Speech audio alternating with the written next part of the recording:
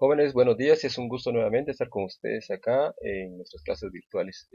Vamos a hacer una recapitulación del problema que resolvimos vía Zoom de la función polinomial. Voy a tratar de hacerlo un poquito más breve y empecemos. Dice, da la siguiente función polinomial p de x, 2x a la quinta menos 13x a la cuarta más 28x al cubo más 14x al cuadrado menos 70x más 39. Nos piden que resolvamos lo siguiente. Dice, utilice la regla de signos de Descartes para investigar la naturaleza de las soluciones del polinomio. Haga un listado de las posibles raíces racionales. Determine las raíces del polinomio. Dibuje la gráfica del polinomio señalando sus raíces e intercepto con el eje vertical. Bien, comencemos con la regla de signos de Descartes. Para ello necesitamos conocer cierta terminología que se maneja en el enunciado de la regla de signos de Descartes. Por ejemplo, ¿qué es la variación de signo de nuestro polinomio cuando nos movemos de un término al siguiente término? Y tal como la misma expresión lo dice, lo que debemos hacer es observar cuántos términos hay en nuestra función polinomial. Si nuestra función polinomial es de grado 5, deben haber 6 términos, incluyendo el término constante, por supuesto.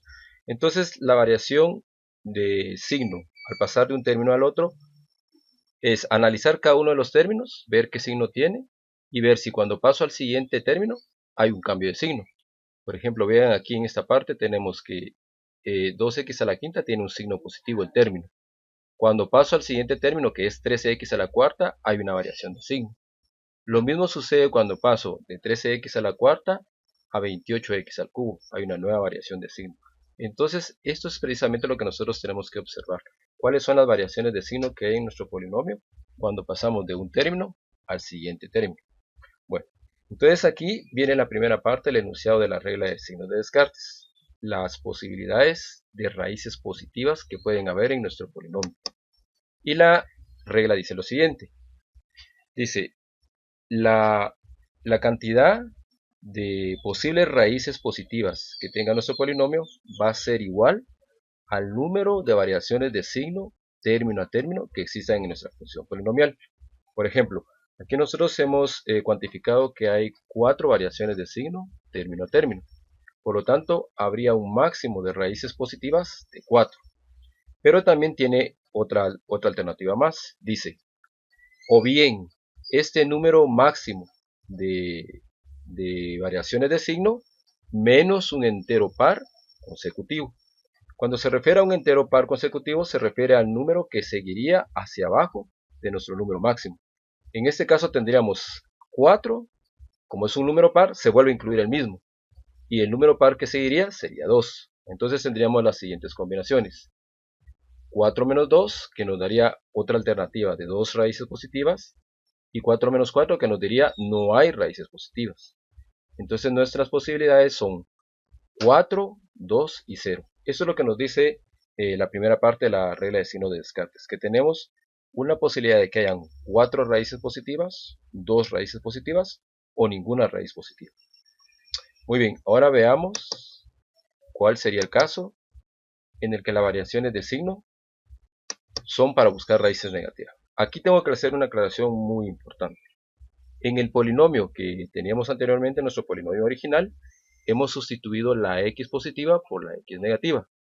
Entonces, cada vez que una x negativa sea sustituida en una potencia impar, esto cambiará de signo. ¿Qué quiere decir? Si bien se dieron cuenta en el polinomio anteriormente, aquí teníamos un 2x a la quinta. Pero cuando sustituí x negativo a la quinta, como es una potencia impar, esto cambió de signo. ¿Sí? Cuando lo hacemos en una potencia par, no va a haber ninguna modificación, ya que las potencias pares siempre van a anular los valores negativos. Entonces, con esta aclaración, mi polinomio cambia radicalmente, ¿verdad? Y nuevamente vuelvo a hacer lo que dice la regla de signo de Descartes. Tengo que ver cuántas variaciones de signo hay de término a término. Observo del primer término al segundo término, no han cambiado de signo, siguen iguales. Lo mismo del segundo al tercero. Pero del tercero al cuarto sí observo una variación de signo. Por lo tanto, aquí solamente observo que hay como máximo una variación de signo en mi polinomio. Entonces, lo que me dice la regla de signos de Descartes, me dice, La variación, el número posible de raíces negativas en mi función polinomial va a ser igual al número de variaciones de signo. Bueno, vean, aquí ya no aplica lo de restarle un entero par consecutivo, puesto que el número 1 no tiene un entero par consecutivo menor que él. Tendría que llegar a números negativos, pero nada que ver con la regla de signos de Descartes. Por lo tanto, solamente tengo como posibilidad de raíz negativa una raíz. Bueno, todo esto lo vamos a acomodar en un arreglo que me va a ayudar a distinguir cuáles son las posibilidades de raíces que tengo en mi función polinomial. Primero, yo coloco el total de raíces que corresponde al grado de mi polinomio. Si mi polinomio es de grado 5, por supuesto que debe tener 5 raíces. Entre las raíces pues van a existir las raíces reales, ¿sí? Como las positivas y las negativas, y posiblemente las complejas. Bueno, entonces, ¿cómo se hace el arreglo de las posibles raíces en este ordenamiento? Bueno, coloco primero las raíces positivas en su orden decreciente. Si hubiesen raíces negativas, lo mismo hago también en su orden decreciente, pero según el análisis de la regla de signos de Descartes me dice que solo hay una posibilidad. Entonces, lo que hacemos es un arreglo en el cual vamos viendo las combinaciones posibles de esas raíces positivas y negativas, y estas mismas me van a decir si hay o no hay complejas. Una aclaración muy importante. Las raíces complejas solamente se presentan en parejas, nunca se van a presentar solas, es decir, se pueden presentar de 2, de 4, de 6, de 8, pero nunca se van a presentar de 1, de 3, de 5. Eso es algo muy importante. Las raíces complejas, siempre se presentan en parejas conjugadas. Bueno, entonces quiero que vean el primer análisis. Aquí tengo la primera posibilidad, 4 raíces positivas, y como la única posibilidad de raíz negativa es 1, tengo agotadas ya mis posibilidades de raíces, es decir, hay 5 raíces, por lo tanto no debe haber ninguna compleja. Veo la siguiente parte de la tabla. Tengo como posibilidad 2 raíces positivas, una negativa, entonces sí me da cabida a que haya 2 raíces complejas para completar un total de 5. Y mi última alternativa, que es no tener ninguna raíz positiva, ¿sí? Tener una raíz negativa, por lo tanto debería tener 4 raíces complejas para completar la alternativa de tener 5 raíces. Bueno, continuando con el inciso B de nuestro problema, vamos a determinar cuáles son las posibles raíces racionales de nuestra función polinomial. Para ello tenemos que hacer una identificación de dos términos muy importantes. Uno de ellos es el término constante. El término constante, como bien hemos visto, es la parte final de nuestro polinomio que consiste solamente en un número, es decir, donde la variable x está a la potencia 0. Muy bien, también para este número necesitamos determinar cuáles son sus posibles factores. Y cuando hablo de los factores del término constante me estoy refiriendo a aquellos números, a aquella pareja de números que yo tomo, multiplico entre sí y me generan el número 39. Tomo por ejemplo este caso. Si multiplico 3 por 13 voy a generar 39. Pero de la misma manera, si tomo menos 3 y menos 13, también genero el número 39.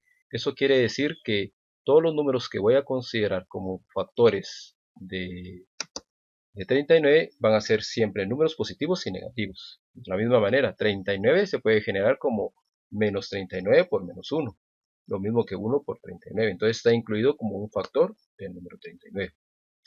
Muy bien, aclarando esto también debemos encontrar eh, los factores del coeficiente principal. Recuérdense que el coeficiente principal es el número que acompaña al término principal. En este caso, 2x a la quinta es el término principal y 2 sería su coeficiente principal. En este caso, a sub n es 2. Y sus respectivos factores pues serían el número más menos 1 y más menos 2. Y nuevamente la idea es, como se los había aclarado anteriormente, dos números que multiplicados me generen al número 2. Tanto positivos como negativos van a generar al número 2. Muy bien, una vez hecha esta aclaración de qué son el término constante y el coeficiente principal, vamos a decir que son las posibles raíces racionales. Entonces, las posibles raíces racionales, y vean con qué claridad decimos la palabra posibles. Estamos diciendo que lo que vamos a construir va a ser un conjunto de candidatos a raíces racionales. ¿Cómo se van a construir? Se van a construir como los factores del término principal sobre los factores del coeficiente principal. Es decir, factores de a sub 0 sobre factores de a sub n. En nuestro caso, tenemos los respectivos factores de a sub 0, del término principal, del coeficiente constante, perdón, y del término principal, o el coeficiente principal, que sería más o menos 2. Entonces, a partir de formar divisiones con estos números, formamos el conjunto de posibles raíces racionales. Vean que lo que hicimos es algo bastante práctico. Solamente es tomar los elementos de 39, los posibles factores de 39, divididos sobre los factores del número 2. Y aquí está ese arreglo de posibles candidatos a raíces racionales. Por factores de tiempo, yo sé que el orden en que se coloquen estos elementos no es no es una cuestión de que tengamos que hacerlo de tal forma, ¿verdad? Sino que lo importante es la cantidad exacta de candidatos a posibles raíces racionales que podamos acomodar.